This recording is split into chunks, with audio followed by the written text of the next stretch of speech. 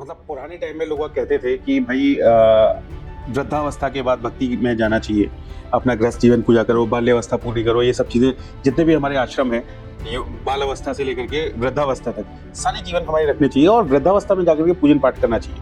संस्कार नहीं है तो आज बच्चे भगवान कौन से कुल से थे, कुल से हैं, भगवान का नाम क्या है, भगवान कौन थे, इसका कोई परिचय नहीं है। ठीक बात है। लेकिन तामसिकता पर कंट्रोल देखिए उनका कितना, पूरा कंट्रोल, इसलिए उनको महादेव कहते हैं। मैं अभी कुछ दिन पहले देख रहा था, एक बहुत छोटा सा बच्चा है, शायद 7 या 8 साल का होगा, उसका भी कुछ भागवत का चल रहा है, तो उसके बारे में आप क्या कहेंगे? अपने बच्चों को और युवाओं को अपने हाथ में शास्त्र रखो, शास्त्र पढ़ना जरूरी है। सुनी सुनाई बातों पर भरोसा करना अच्छी ठीक है।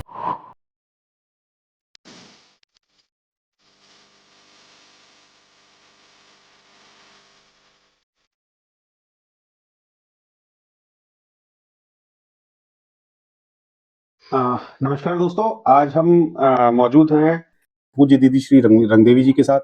हमारे शो का नाम है टॉक विद राजीव और आज हम जो बात करने वाले हैं वो हम हमारे सनातन धर्म, हिंदू धर्म और इसके बारे में जो भी बहुत अच्छी अच्छी बातें हैं उससे हम स्टार्ट करना चाह रहे हैं। सबसे पहले तो मैं यही कहूँगा श्री गणेशाय नमः, मतलब आज की शो की शुरुआत है।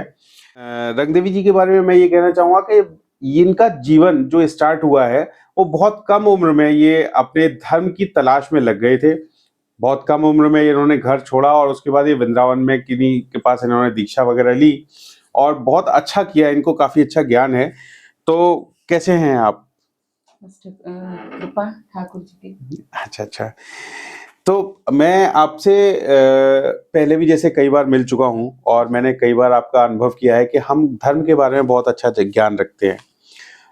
आज की पीढ़ी में सबसे ज्यादा प्रॉब्लम लोगों के साथ ये है कि आदमी ये धर्म को समझता ही नहीं है कि धर्म क्या है। मतलब अगर हम अपनी लैंग्वेज में कहें तो लोग हिंदू धर्म, मुस्लिम धर्म, सिख धर्म, ईसाई धर्म, यहूदी धर्म इनको मानता है, लेकिन आपके नजरिए से धर्म क्या है?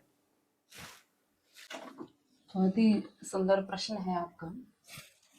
धर्म का अर्थ है कि एक अपनी परंपरा और जो हमारे संत मनीषी और बड़े बड़े परमहंस जो हमारे पूर्वज हमें परंपरागत जो प्रदान करके गए हैं उनका निर्वाह करना। मनुष्य का धर्म क्या है? मानव का धर्म है, साधक का धर्म आ जाता है केवल भगवत प्राप्ति, और एक मनुष्य का धर्म है कि अपने हृदय में दया भाव, और दूसरा जो हमारे पूर्वज हमें प्रदान करके गए हैं उनका बड़ी निष्ठा से निर्वाह करना। सत्य ही धर्म है। सनातन में सबसे बड़ी चीज है सत्य। अगर आपके जीवन में सत्य है तो आप धर्म का पालन कर सकते हैं। आपके जीवन में सत्य है तो आप पवित्रता पे कायम रह सकते हैं। आपके जीवन में सत्य है तो आपका वही चरित्र प्रबल होगा। धर्म है सत्य। सत्य का निर्वाह करना ही धर्म है। इसलिए ये सबसे ज्यादा आज के समय में कठिन है। सबसे ज्यादा कठिन है धर्म का निर्वाह करना। धर्म में रहना सरल है लेकिन निर्वाह करना बड़ा मुश्किल है। और निर्वाह का मतलब है सत्य। सत्य ही सर्वश्रेष्ठ है। अगर मैं कहूँ कि सत्य सर्वश्रेष्ठ है, इसमें आपने मेरे अगले प्रश्न का एक तरीके से उत्तर भी दिया है, बट मैं फिर भी पूछना चाहूंगा धर्म और जीवन का क्या रिश्ता है? मतलब हमारा जो जीवन है वो धर्म से किस तरीके से रिलेटेड है? मैं अपने धर्म की बात करूं तो मैं पूजा पाठ को धर्म समझता हूं। आपने सत्य की बात कही, लेकिन मैं पूजा पाठ को भी धर्म समझता हूं। तो क्या पूजा पाठ ही धर्म है? सबसे ये बात मैं आपसे कहूंगी कि परमात्मा प्राप्ति केवल मनुष्य जन्म में ही सुलभ है जी। पूजा पाठ एक कर्म है। जब हम धर्म के रास्ते पे चलते हैं तो पूजा पाठ करना या मंदिर में अर्चन बंदन इत्यादि करना, ये अपना जो है वो कर्म में आ जाता है। जी। धर्म क्या है? धर्म पहले क्या, हम कौन है ये समझ पाना। सत्य की पहचान करना ही धर्म है। सत्य की खोज, ये धर्म है। जैसे आपने कहा कि जीवन का लक्ष्य क्या है, ये जीवन ही धर्म है। धर्म से ही जीवन चलेगा। धर्म से विमुख जीव जीवन नहीं जी रहा है, पशु आचरण है। क्योंकि पशुओं में धर्म नहीं होता। जी। धर्म में मर्यादा होती है। धर्म अनुशासन का है। अगर हम अनुशासन को कहें तो वो धर्म है, मर्यादा है तो वो धर्म है, और ये सब जो चीजें होती, पवित्रता है तो धर्म है, दया है तो वो धर्म है। अगर ये सब हम चीजें लेते हैं तो वो धर्म के अंतर्गत आती है, यानी कि धर्म का दूसरा स्वरूप समझिए। जी। धर्म का पर्यायवाची अगर हमने समझना है तो वो जीवन अनुशासन में मर्यादित कैसे जिया जा सकता है, उसको धर्म कहते हैं। वो केवल मानव के पास संभव है, पशु नहीं कर सकते इसका पालन। इसलिए धर्म अगर कहीं है तो केवल मानव के जरिए सुलभ है। इसलिए केवल परमात्मा आज्ञा मुनि बड़े बड़े संत महात्माओं की केवल आज्ञा मनुष्यों के लिए है। मनुष्य के लिए ही शास्त्र कहता है धर्म, मनुष्य के बाहर कोई धर्म नहीं। ऐसा नहीं है कि सनातन में ही ये कार्य है। प्रत्येक प्राणी मात्र जिसका मनुष्य जीवन है, तन है, जिसको मनुष्य जन्म मिल गया, वही धर्म पे चल सकता है। धर्म उसी के लिए है। आज नहीं कल चलना तो पड़ेगा, क्योंकि धर्म का अगर कोई विकल्प है, अगर जीवन जीने का कोई विकल्प है तो वो धर्म। धर्म क्या है ये समझना जरूरी है। मैं किस जाति में पैदा हुआ हूं ये धर्म, मैं किस वर्ण का हूं क्या ये धर्म? क्या है धर्म? हमेशा विषय पे आए तो क्या है धर्म? क्या मेरी जाति पे जो मेरे पूर्वजों ने मुझे परंपरागत प्रदान किया है, क्या वही धर्म? क्या मैं उसका निर्वाह करता चला जाऊं? क्या परंपरा पे चलूं तो वही धर्म है मेरा? धर्म क्या है? धर्म एक ही चीज सिखाता है, भगवत प्राप्ति। और भगवत प्राप्ति के अंतर्गत क्या आएगा? बोले पहले तुम स्वयं पर दया करो। धर्म सिखाता है तुम पहले अपने आप के प्रति ईमानदार हो जाओ।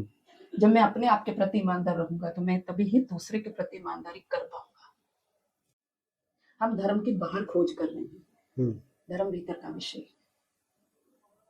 आत्म तत्व की पहचान धर्म कराता है, और वो आत्म तत्व की पहचान तब होगी जब आप अनुशासन में है, मर्यादित है। इसलिए श्री रामचंद्र प्रभु मर्यादा पुरुषोत्तम कहलाते हैं, क्योंकि उन्होंने मानव को किस प्रकार जीना चाहिए ये वो सिखा रहे हैं अपने चरित्र के द्वारा। कि मनुष्य बन के जीवन में आप क्या कर सकते हैं, कैसा पिता होना चाहिए, कैसा पति होना चाहिए, कैसा पुत्र होना चाहिए, कैसा भाई होना चाहिए, ये प्रभु राम अपने चरित्र से व्यक्त कर रहे हैं। ये धर्म है। हम धर्म खोज कर रहे हैं कि सनातन धर्म है। लड़ाई आज इस बात की है कि मैं अपने धर्म के लिए लड़ूंगा, तुम अपने धर्म के लिए लड़ो। आज परस्पर में सब लड़ रहे हैं। ईसाई इसलिए लड़ रहे हैं क्योंकि हमारा धर्म ऊंचा है, सनातनी का इसलिए लड़ाई है कि मेरा धर्म ऊंचा है। सब अपने अपने के लिए लड़ रहे हैं कि मेरा धर्म ऊंचा है।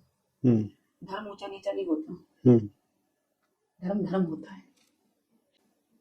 अच्छा, एक प्रश्न मेरा ये है कि जैसे अभी आपने कहा कि सबको भगवत प्राप्ति इज धर्म, राइट? अब मैं देखता हूँ जो लोग गृहस्थ जीवन में है या जो लोग रेगुलरली जॉब में है, उनका उद्देश्य तो भगवत प्राप्ति होता ही नहीं है। वो तो केवल, मैं समझता हूँ बहुत सारे लोग तो ऐसे भी होंगे जो सुबह पूजा या दिन में कभी पूजा भी नहीं करते होंगे, तो उनके बारे में आप क्या कहेंगे? वो धर्म की राह पर नहीं है? देखिए, भगवान ने अपनी प्राप्ति के लिए विलग विलग रास्ते बताए हैं जी। गृहस्थी रास्ता है, गृहस्थ में रहकर भी हम भगवत प्राप्ति कर सकते हैं जी। लेकिन जैसे सोया हुआ व्यक्ति है, सोए हुए व्यक्ति को जैसे सूर्य उदय होने की भान नहीं है, ऐसे ही गृहस्थ जीवन में जो जीव मोह में सोया है वो अपने लक्ष्य को पहचान नहीं पा रहा है। गृहस्थी में ऐसा नहीं है कि गृहस्थ जीवन में हम भगवत प्राप्ति नहीं कर सकते। सबसे सरल अगर भगवत प्राप्ति वो गृहस्थ जीवन में है। अच्छा। केवल आप गृहस्थ जीवन में रहकर ही केवल भगवान के, कहते हैं ना कि हृदय भाव को सत्य कीजिए, अपने परिवार का प्रभु की सेवा समझ के पालन पोषण कीजिए, हो गया भगवान की प्राप्ति। अच्छा, मतलब उसमें कुछ मंत्र या पूजा वगैरह की आवश्यकता नहीं है? आवश्यकता ही नहीं है, कुछ भी नहीं है। धर्म के लिए, भगवत प्राप्ति के लिए ये मार्ग बनाए हैं। संन्यास मार्ग है, गृहस्थ मार्ग है, ब्रह्मचर्य मार्ग है, वानप्रस्थ मार्ग है। आप किसी भी मार्ग में बैठकर भगवान को प्राप्त कर सकते हैं। एक्चुअली अभी आपने ये जितने मार्ग बताए इसमें बाकी 3 तो मुझे समझ में आए। ये वानप्रस्थ क्या है? वानप्रस्थ ऐसा होता है कि जब व्यक्ति अपने गृहस्थ आश्रम का निर्वाह कर लेता है अच्छे से, जी, अपने बच्चों को जो उसका अपने परिवार के प्रति कर्तव्य है, जब वह पूर्ण हो जाता है तब व्यक्ति भगवान की खोज में निकलता है। तो उस खोज की यात्रा को वानप्रस्थ कहते हैं। अच्छा।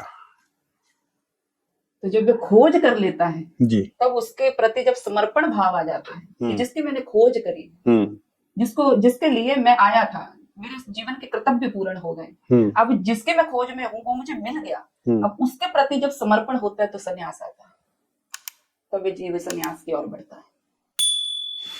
अच्छा, एक मेरा प्रश्न ये है कि जैसे मतलब पुराने टाइम में लोग कहते थे कि भाई वृद्धावस्था के बाद भक्ति में जाना चाहिए, अपना गृहस्थ जीवन पूजा करो, बाल्यावस्था पूरी करो, ये सब चीजें जितने भी हमारे आश्रम है, ये बाल अवस्था से लेकर के वृद्धावस्था तक सारे जीवन हमारे रखने चाहिए और वृद्धावस्था में जाकर के पूजन पाठ करना चाहिए। आज की डेट में हम एक डिफरेंट ट्रेंड देख रहे हैं, जैसा कि आप देख रहे हैं कि वृंदावन में आज की डेट में छोटे छोटे बच्चे वो भागवत वगैरह के दृष्टांत सुना रहे हैं, कुछ नए नए प्रवचन दे रहे हैं, कुछ यूट्यूबर्स या इंस्टाग्राम के लोग आते हैं वो अपने छोटी छोटी रील्स बना के डाल रहे हैं। तो इसके बारे में आप क्या कहेंगे कि हमें जो जैसा पुराने लोग कहते थे, हमारे बुजुर्ग लोग कहते थे कि भाई हर अवस्था का एक टाइम होता है, आपको उस अवस्था में जाकर के पूजन पाठन करना चाहिए, लेकिन आज की डेट में ट्रेंड ही चेंज हो रहा है। मैं अभी कुछ दिन पहले देख रहा था, एक बहुत छोटा सा बच्चा शायद 7 या 8 साल का होगा, उसका भी कुछ भागवत का चल रहा है, तो उसके बारे में आप क्या कहेंगे? मैं इसमें आपके दो प्रश्न हैं, जी। आज का हाँ, और जो बीता समय। बीता समय है जी। मैं पहले बीते समय पे आपको बताऊं कि जब बीते समय में आपने कहा कि हमारे बुजुर्ग कहते थे कि वृद्ध अवस्था में भक्ति करनी चाहिए, अपने जीवन के प्रत्येक कार्य जब संपन्न कर ले। हाँ, एक इसमें मार्मिक तत्व है उनके कहने का, बात जी। उनकी भी गलत नहीं, सही है, आज के समय के हिसाब से देखें तो ठीक है, क्योंकि भक्ति कोई खेल नहीं है। वृद्ध किस चीज को वो कहते थे कि जब आपकी बुद्धि वृद्धता को प्राप्त हो जाए, ज्ञानो वृद्ध हो जाए, जब आप में स्थिरता आ जाए, तब आप भगवान के चरण कमल पकड़ेंगे, ये उनके कहने का तात्पर्य थे। वो अलग है कि हमने अपने विचारधारा के साथ अपनी एक संतुष्टि के लिए या अपने तर्क को पूर्ण करने के लिए वृद्ध अवस्था मनुष्य की आती है, उसमें उस चीज को जोड़ दिया। यद्यपि प्राचीन काल में जो संत मनीषी थे वो हमारी बुद्धि की वृद्धता की बात कर रहे थे, कि जब आप पूर्ण तरह से स्थिर हो जाओ, जब आप प्रत्येक कामनाओं से ऊपर उठ जाओ, जब आप प्रत्येक वस्तु को देख लो, तब आप उस वस्तु से जुड़ो जिससे फिर जुड़ने के बाद आपको पीछे मुड़ने की आवश्यकता नहीं है। एक मैं उदाहरण के तौर पे आपको बताऊंगी, जैसे आपने कोई एक व्यक्ति है और उसको कोई लक्ष्य आप निर्धारित कर दीजिए, जैसे बाल्यावस्था से उठाकर आप किसी को संत मनीषी बना दीजिए जी। ये सुख, ये जो ऐशो आराम, ये कामनाएं उसकी पूर्ण नहीं है, अकस्मात आपने उसको बहुत बड़े भगवान की शरणागत कर दिया, जो प्रभु के मार्ग पर चल दिया। जब वो प्रभु के मार्ग पर आ गया तो वो कामनाओं की जो तृष्णा है, वो जो आशा है जो अधूरी थी, वो पुनः जागृत हो जाती है। अब जिस मार्ग में वो है वो उस मार्ग से आगे भी नहीं बढ़ पाता है। क्यों? क्योंकि समाज के कारण, कि अगर मैं वापस मुड़ता हूँ तो लोग क्या कहेंगे, तो उस एक घुटन महसूस होती है, ना आगे बढ़ पाता ना पीछे आ पाता। इसलिए हमारे जो पुराने संत मनीषी थे वे क्यों कहते थे कि पहले तुम समस्त चीजों को देख जाओ, जब तुम्हारी समस्त चीजों से आसक्ति उठ जाए। अगर मैंने कोई चीज खा रखी है तो जरूरी नहीं है कि मैं उस चीज को देख के मेरा मन ललचाए, ठीक बात है, क्योंकि मैंने उसको भोग रखा है। तो जब वो पूर्ति हो गई तो फिर जब मैं आगे के मार्ग पर चलूंगी तो मैं पीछे मुड़ के नहीं देखूंगी, क्योंकि वो सब मैंने देख चुकी हूँ। अब जिस जीव ने आज है कलयुग, कलयुग में व्यक्ति में जितनी तृष्णा कह सको उतनी उठ उठ के भरी। कोई यहाँ पर समस्त कलाएं संपन्न नहीं बैठा है, पूर्ण कोई नहीं है, हम तो महामूर्ख हैं, कोई पूर्ण नहीं है। बड़े बड़े विद्वान होंगे, है भी, लेकिन जब तक हम किसी वस्तु को देख नहीं लेते जिसका अनुभव नहीं हमें है, जिसको हमने बरत के नहीं देखा, उससे ऊपर कैसे उठेंगे। इसलिए हमारे पुराने बुजुर्ग, आपने जैसे पूछा कि वो कहते थे वृद्ध अवस्था में भक्ति करो, क्योंकि वृद्ध अवस्था एक ऐसे बुद्धि की वृद्धता की बात है, हमारे शरीर की वृद्धता की बात नहीं है। जब जीव में स्थिरता आ जाए तो वो 8 साल के में भी आ सकती है, 10 साल के में भी आ सकती है। जब आपकी बुद्धि में स्थिरता आ जाए तब आप भगवान के चरण कमल पकड़िए। और दूसरा प्रश्न आपने किया कि आज के समय में बहुत से ऐसे छोटे छोटे बालक कथा बांट रहे हैं। एक दृष्टि से देखा जाए कि आज का समय जो कथाएं हैं वो आप भी जानते हैं, समस्त लोग जानते हैं कि वो केवल एक धन कमाने का जरिया कह सकते हैं। कथा क्या है? कथा केवल व्यथा नहीं मिटाती, कथा जीवन को नया लक्ष्य देती है। कथा में उतरने के लिए हमें कथा में जीवन बनाना पड़ेगा। शास्त्र पढ़ने से कुछ नहीं होगा, शास्त्र जीवन में उतारने से कुछ होगा। हम शास्त्र पढ़ के बैठे हैं इसलिए उलझ जाते हैं, अगर शास्त्र उतर गया, हम कभी भी जीवन के रास्ते पे उलझ नहीं सकते। नहीं तो आजकल ये जितने भी भागवताचार्य, मतलब मैं भागवताचार्य वर्ड यूज नहीं करूंगा, काफी सारे लोग ऐसे हैं जो छोटी उम्र से लेकर बड़ी उम्र तक हैं, वो कथाएं सुनाते हैं। और मैं कई बार ये देखता हूँ कि उनकी कथाओं में कुछ रोचक प्रसंग होते हैं जो मुझे नहीं लगता कि किसी भागवत या किसी कथा का हिस्सा होंगे। समटाइम्स कुछ लोग उसमें सास बहू का भी शुरू करते हैं, समटाइम उसमें कुछ और रोचक बातें भी करते हैं, जिससे जो पब्लिक बैठी होती है उसे बड़ा आनंद फील होता है। तो किसी ने मेरे को बोला कि भाई ये आनंद ही तो हमारा सत्संग है। तो कथा और आनंद सत्संग में क्या आप अंतर समझते हैं, और मतलब इसका एक्चुअल वे क्या है? आनंद का विषय लूं तो आनंद सबके लिए एक जैसा नहीं हो सकता। किसी को किसी चीज में आनंद है, किसी को किसी में, सबका अपना अपना एक आनंद है। रही बात कथा का जो आनंद है, आज असल में क्या है कि कथा का आनंद आज तक जीव ने समझा ही नहीं। कथा की भूख उसे है जो अपना कल्याण करना चाहता है। आनंद वही है, जैसे जीवन में किसी को किसी कार्य करने में आनंद आता है। अब उनको आपने कहा कि कथा में बहुत से ऐसे मनोरंजक या रोचक इत्यादि जो भी प्रसंग सुनाते हैं उनमें आनंद आता है, और आनंद का नाम कथा है, सत्संग है। सत्संग का नाम आनंद है, और जिसके जीवन में आनंद आ गया वह परमानंद है। कथा क्या है?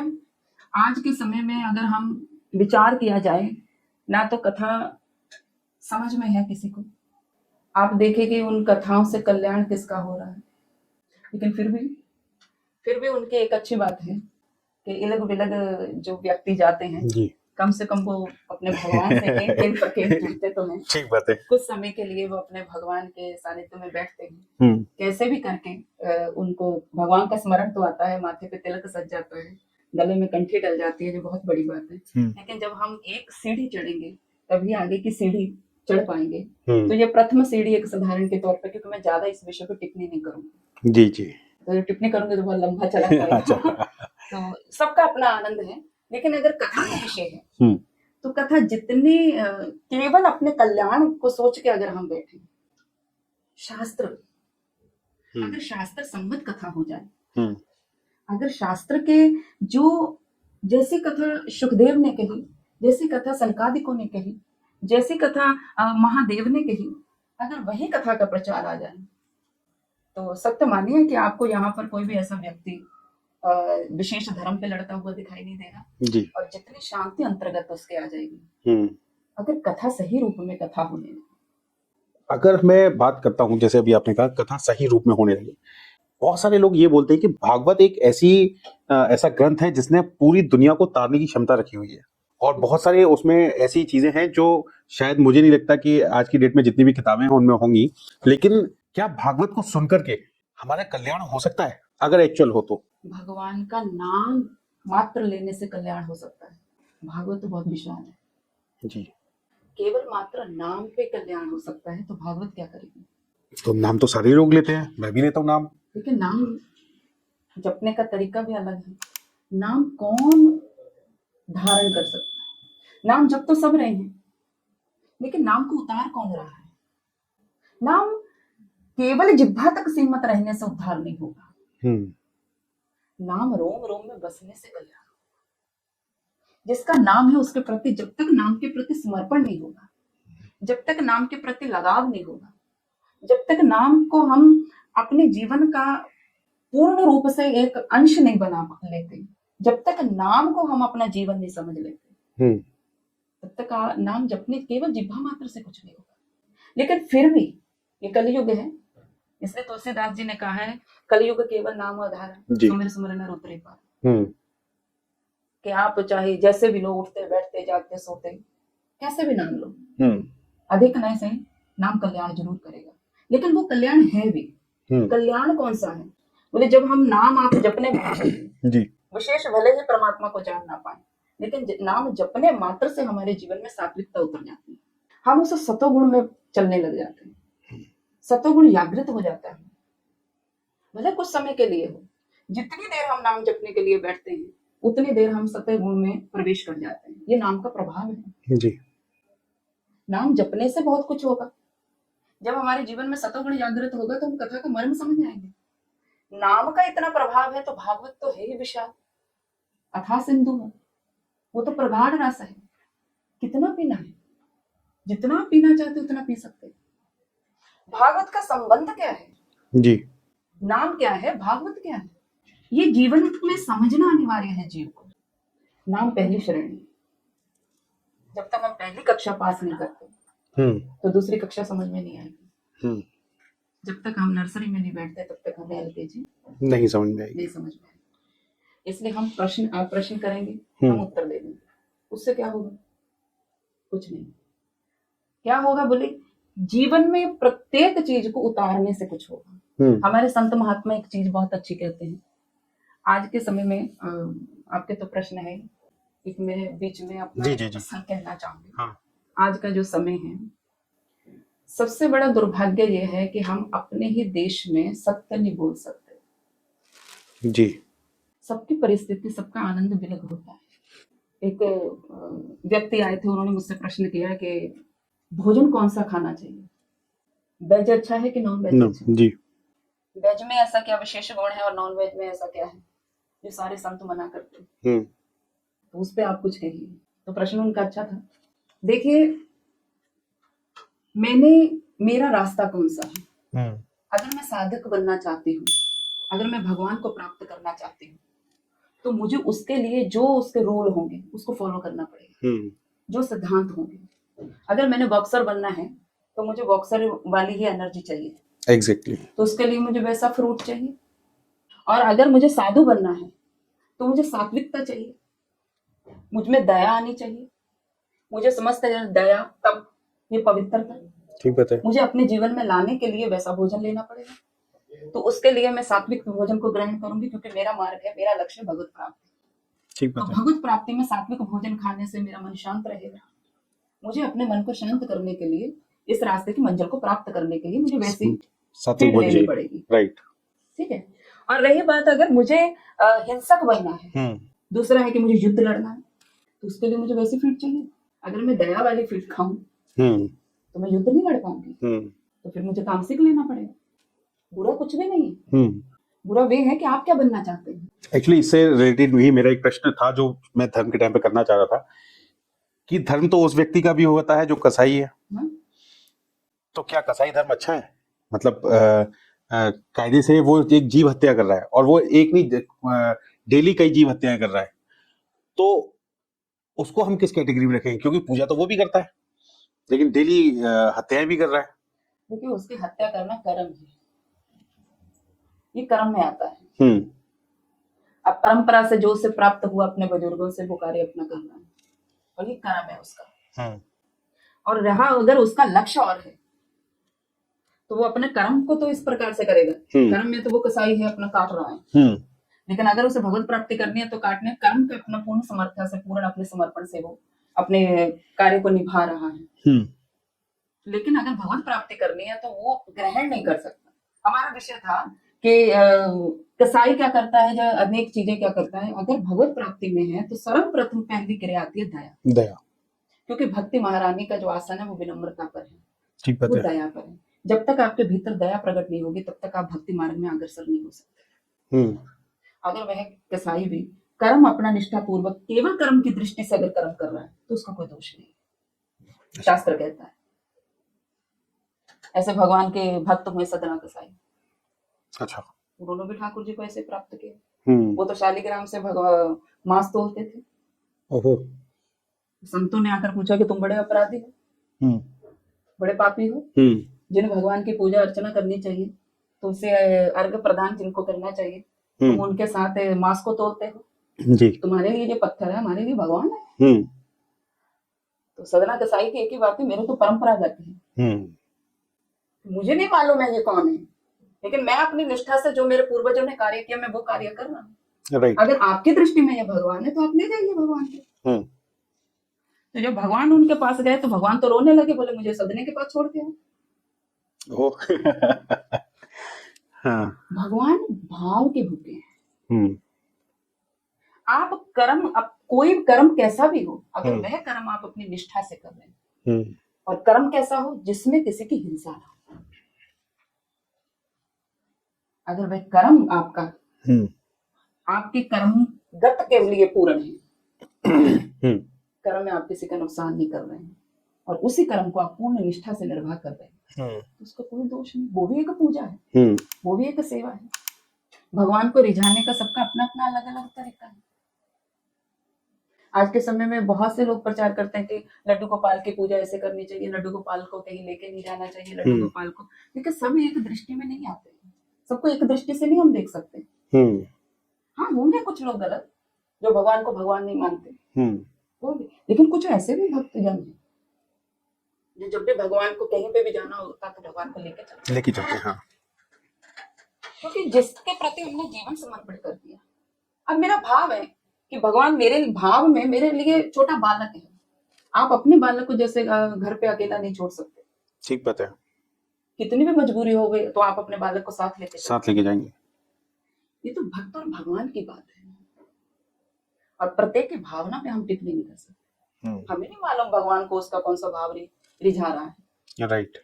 कौन से भगवान उसके किस क्रिया से प्रसन्न है, किस भाव से प्रसन्न है। हम केवल बाहरी भेष को देखकर टिप्पणी करने बैठे हैं। और आज हमारे भारत देश के तो लोग बहुत ही फ्री हैं, इतने बेले हैं कि कहीं पे भी टिप्पणी कर देंगे। उनको हाँ, बस मौका मिलना चाहिए। मौका मिलना चाहिए उनको।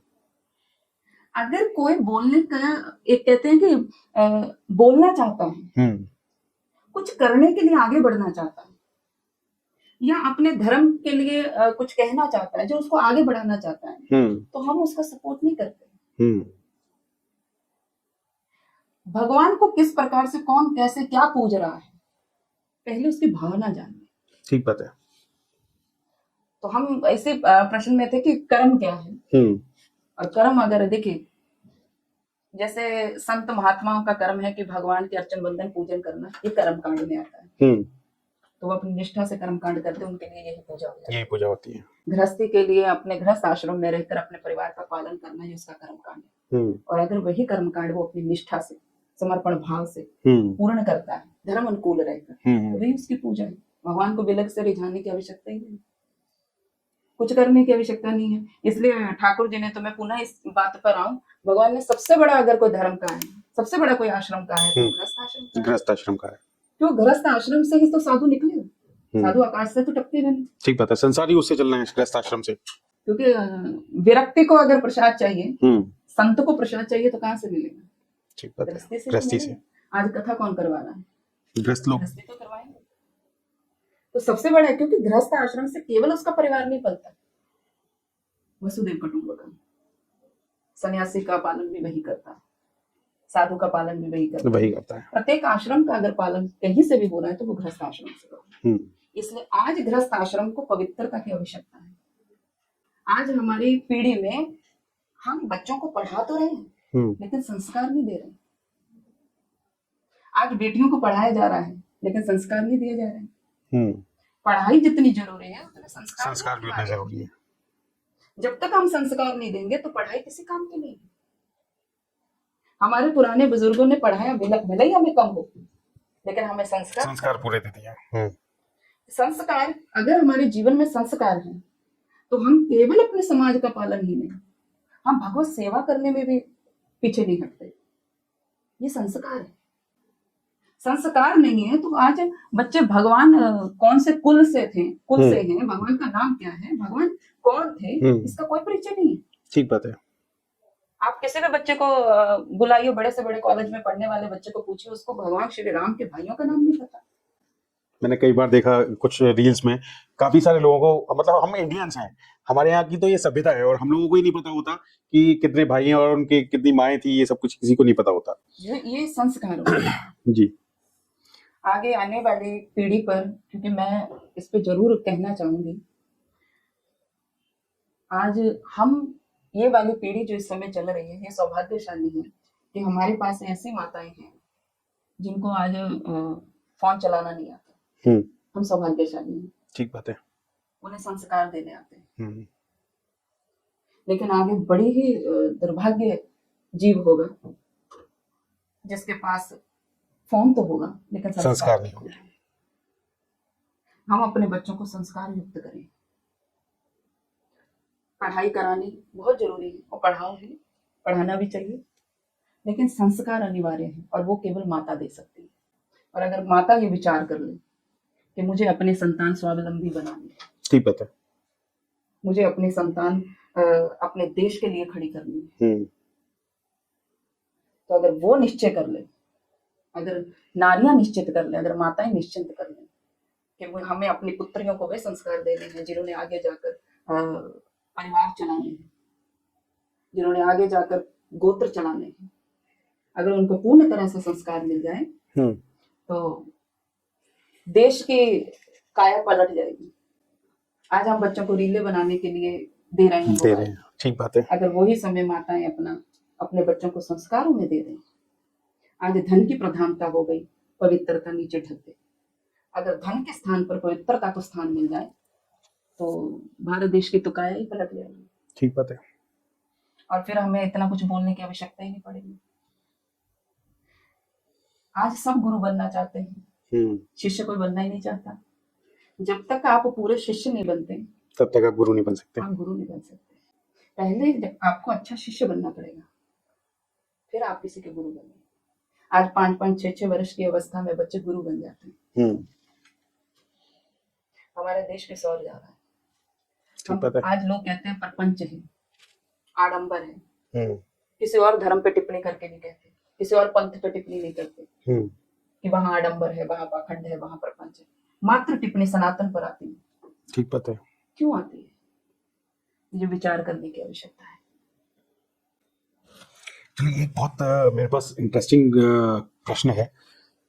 मेरे माताजी है मेरी, उन्होंने मेरे को बताया कि भाई ऐसा तो हनुमान जी खुद बोलते हैं कि प्रातःकाल मेरा नाम नहीं लेना चाहिए। अगर आप मेरा नाम लोगे तो आपको तो दिन में खाना भी नसीब नहीं होगा। तो और मैं समझता हूँ आज की डेट में मोस्टली लोग सुबह जब घर से निकलते हैं तो या तो हनुमान चालीसा पढ़ के निकलेंगे या सुंदरकांड पढ़ के निकलते हैं। अब एक तरफ तो ये तथ्य है कि हनुमान जी खुद बोलते हैं कि नहीं, आप मेरा नाम सुबह मत लो। दूसरी तरफ लोग ये सुबह हनुमान जी का पूरा पूजा करके निकलते हैं। तो इसके बारे में हम क्या कर, मतलब क्या सही तर्क क्या है? हनुमान जी के मंदिर में आप चले जाओ तो सुबह सुबह वही आरती आपको मिलेगी, क्योंकि उनके इष्ट हैं जी। और रही बात प्राचीन समय की, ये आपने नहीं मैंने भी सुना है जी कि उस समय ये भाव था कि भगवान श्री राम की उपासना करते हैं हनुमान जी। अच्छा।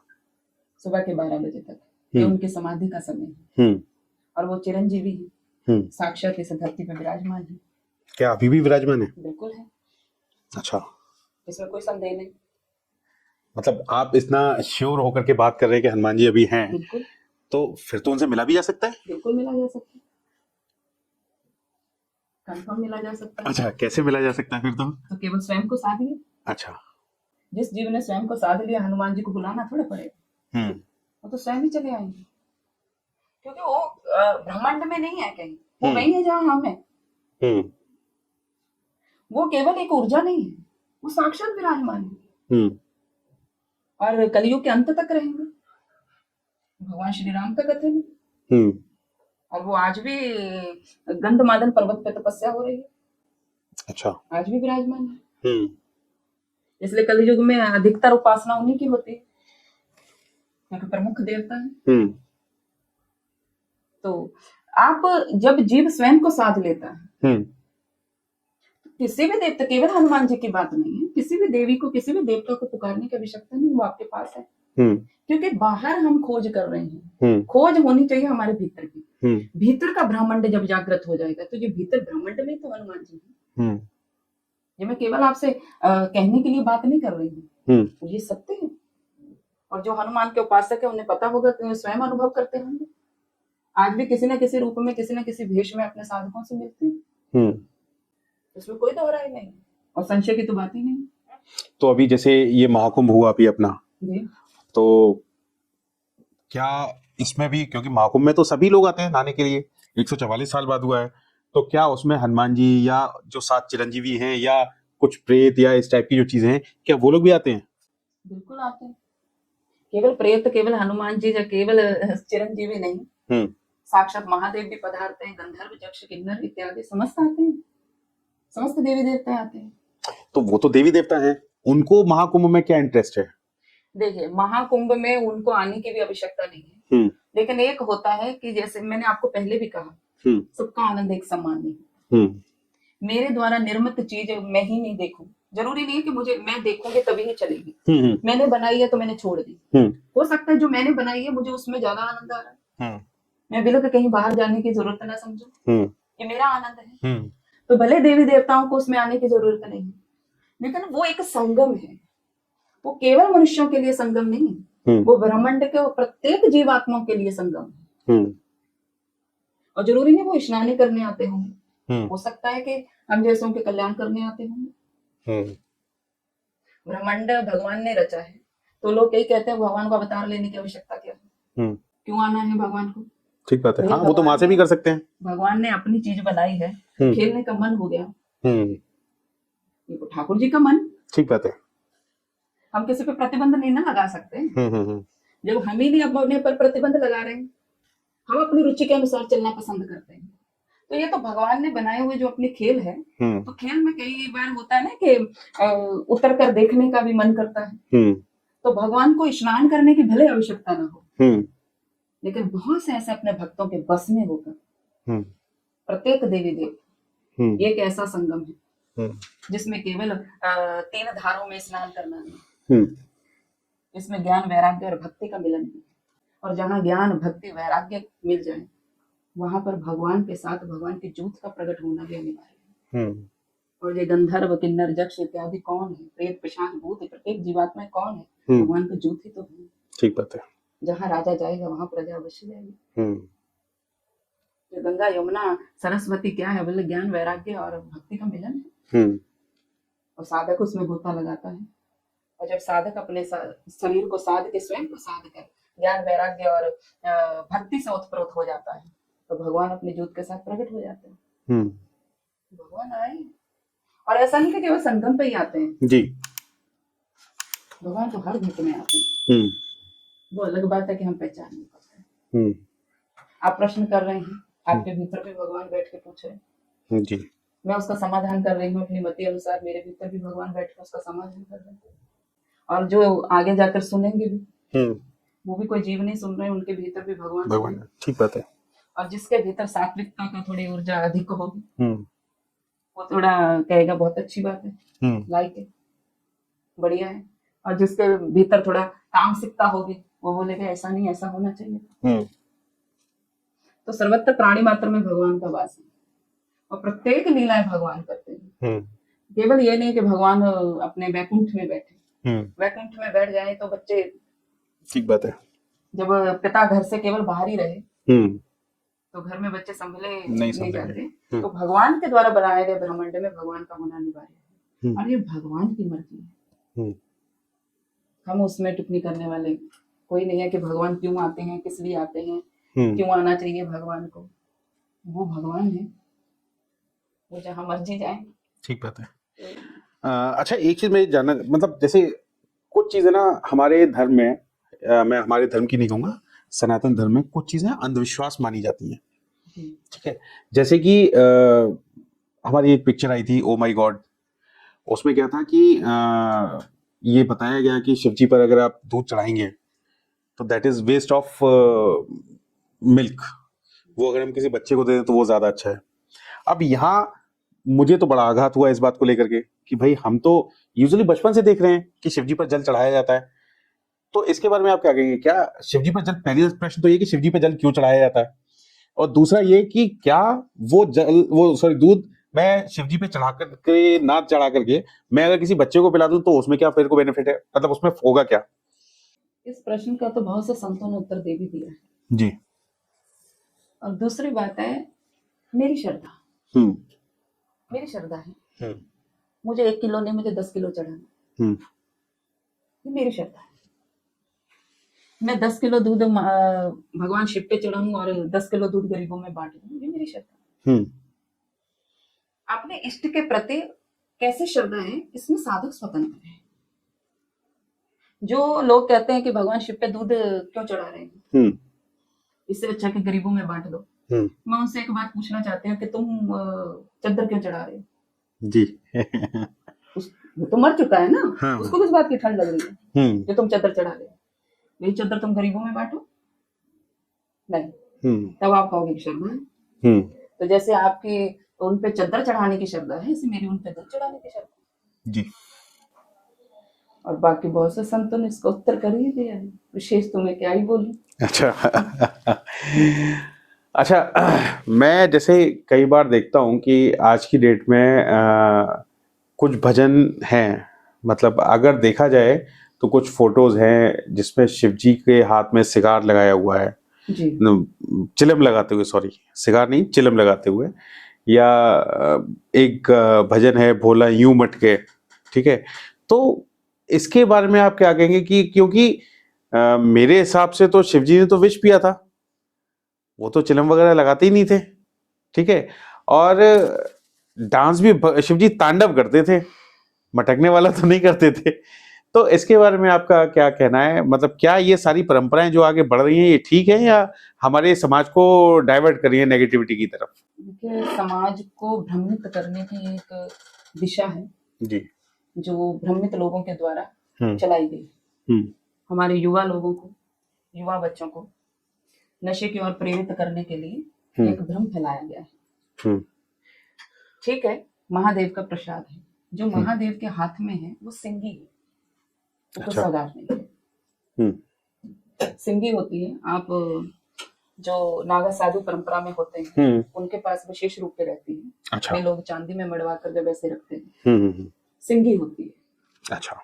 उस सिंगी को बजाया जाता है, हम्म महादेव ने बजाई थी।